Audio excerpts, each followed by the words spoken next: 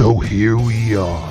After a long delay since the finale aired in October, it is ready, and the story will finally come to an end. I hope you all enjoy the recap of the ending of the end, and stay tuned for any future projects.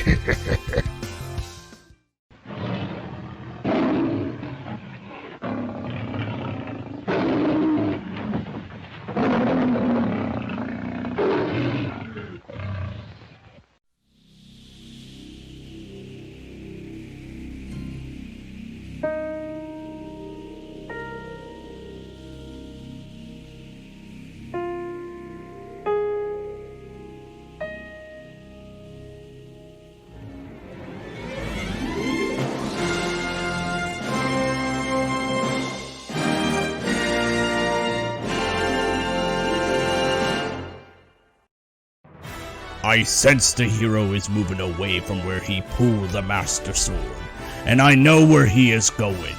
Once I capture him, he will be my key to conquering all of Equestria.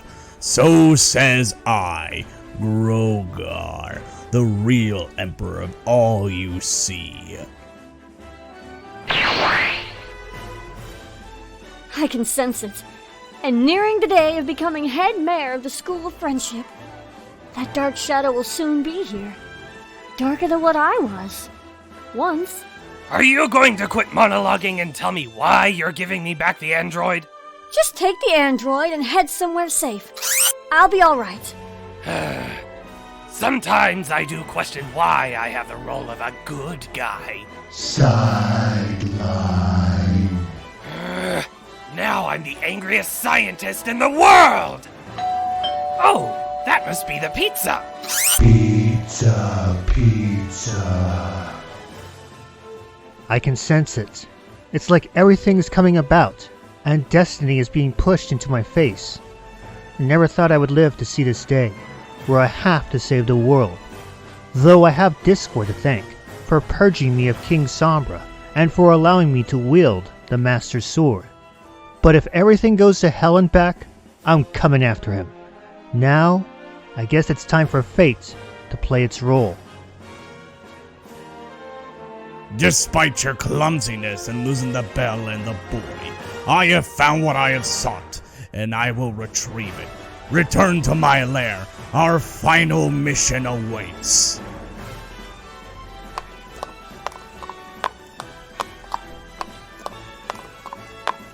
You two know what to do, right? Distract all of Equestria while you research the bell. And once those miserable ponies, especially Starlight Glimmer, are dealt with, I got an ultimate life form to finish off. Grogar, you will rue the day that you used us as your minions. Well, folks, this is it. The end game. Let's see if any of us will survive the ending of the end.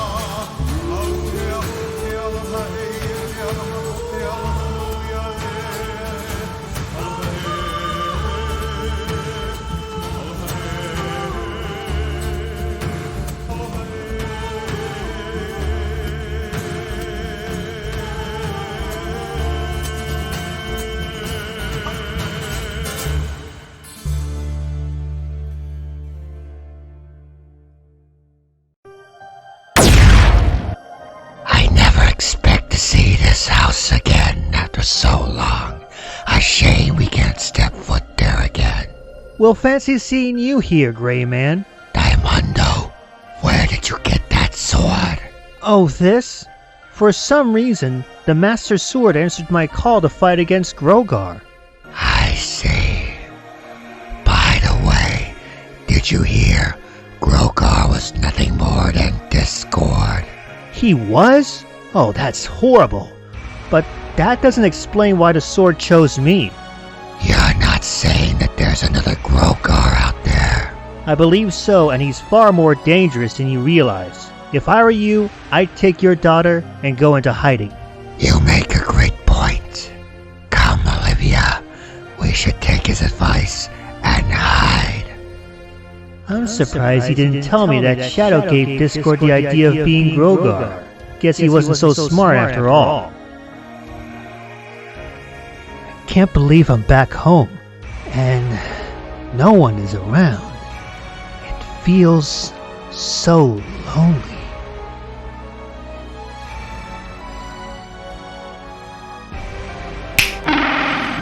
Sorry I can't save you from yourself, T-Rex. But it appears I have my own duty to take care of. If only I had known our father, King Vorak. I may have the Master Sword, but I think I may need you for one last battle. Still can't believe he put aside saving his brother over battling Grogar. And speaking of which, he's here. At this moment, Daimando, you're on your own. The fate of the world rests in your hands. Good luck.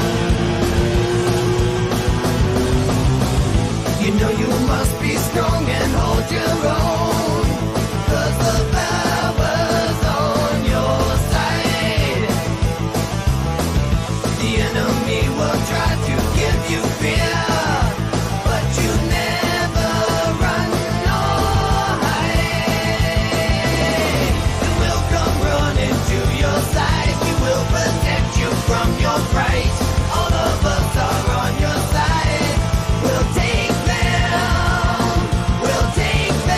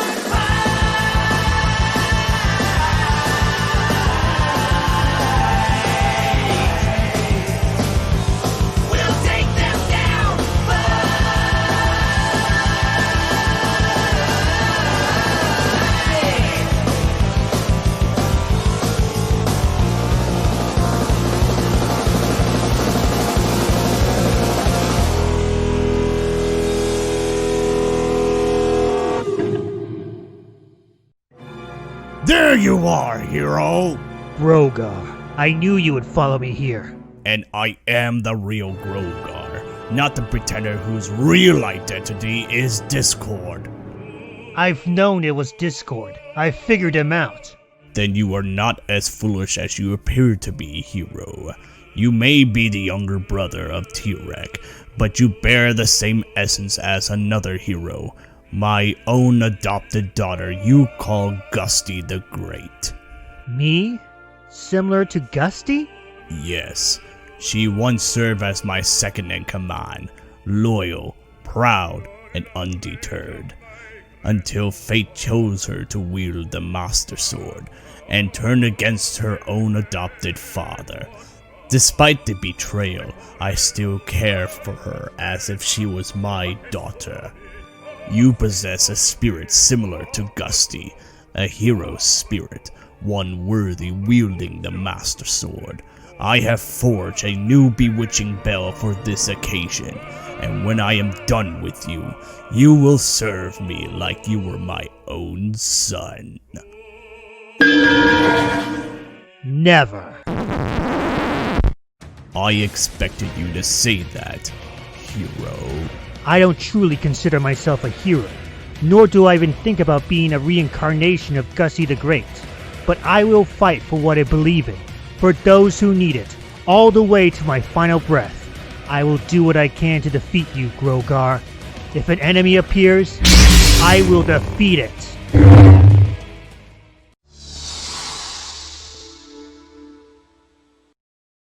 Author's note. This video is my review of Sleeping Beauty, based on Sleeping Beauty by Charles Perrault, directed by Clyde Geronimi, Eric Larson, Wolfgang Reitherman, and Les Clark, published by Walt Disney Pictures, starring the voices of Mary Costa, Bill Shirley, Verna Felton, Barbara Jo Allen, Barbara Luddy, Taylor Holmes, Bill Thompson, and Eleanor Audley as Maleficent.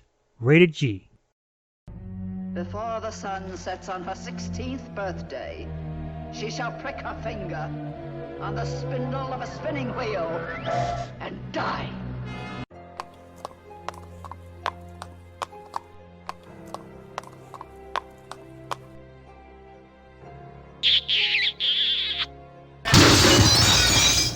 In 1959, the Walt Disney Company released Sleeping Beauty in theaters. While it didn't do too well during its initial theatrical run, it gained a lot of appreciation during future re-releases and became an iconic Disney classic. When the evil fairy Maleficent placed a curse on baby Aurora, three good fairies Flora, Fauna, and Merryweather hid her away to her 16th birthday in hope that she would live to fulfill her dreams and negate the evil curse. Seize that creature! While the animation is not the best from Disney, it's still as gorgeous as ever. The backgrounds are appealing to the eye, even if they aren't as heavily detailed as earlier Disney films. But then again, describing animation from the Walt Disney Company would be a video unto itself. I'd have to do tons of research into the history of Disney animation, ranging from even before Alice and Julius all the way to this day. That would be a task unto itself. You think I should do it? And what are you three dears up to? Now, of all the Disney princesses, I wasn't as interested in Aurora, aka Briar Rose. She felt like a different take on Snow White, as her character was very similar to how the first Disney princess was during her movie, which is a shame compared to all the other princesses and what she had to go through. The one compliment I can give her is that she does have a nice singing voice, and I felt sorry for what she had to go through. But that's basically it. I'd like to turn her into a fat old hop toad. I can understand the good intentions of Flora, Fauna, and Merryweather. They wanted to keep Aurora safe and sound from Maleficent, and they had their reasons. And yet, while we understand why, sometimes they don't have the best ideas on taking care of Aurora, aka Briar Rose. It's a mistake they end up realizing, and they have to figure out how to correct it and make things right in the end. Though if you ask me, I ended up enjoying the pouty attitude of Merryweather over the other two fairies. Even fairies can be fans of Grumpy the Dwarf. Oh, come on. For an extra bucket of oats? There's also Prince Philip. At first, I thought he was just some dull Prince Charming character like with most of the early Disney princes, but I'm still surprised that they give him a fleshed out storyline, especially with his desire to be with Briar Rose, all while he's unaware of her true identity as Princess Aurora, which I still can't pronounce her name right. And the best part about this film was that he fought back against Maleficent, especially with the Good Fairy's help. Not bad at all for a mere love interest for a princess. I really felt quite distressed at not receiving an invitation. You weren't wanted. And speaking of which, I know what you all want me to talk about. Yes, Maleficent is the best part of the film, period. She may be evil and wicked, but she's also very cunning and clever, able to exploit the mistakes of the fairies and stay one step ahead of them. She even transforms into a fierce dragon near the end in her final fight. I think this is why Disney chose to remake Sleeping Beauty as Maleficent, giving the villain a bigger role in the spotlight. Speaking of which, I may re-review that film in the future. You poor simple fools. There are some rough spots in Sleeping Beauty, especially in Princess Aurora. Truthfully, I don't consider it the best Disney film ever, but it's still a nice flick that demonstrates the crew's skill in animation, and it's worth checking out when you can. All once upon a time. Now shall you deal with me, O Prince, and all the powers of hell!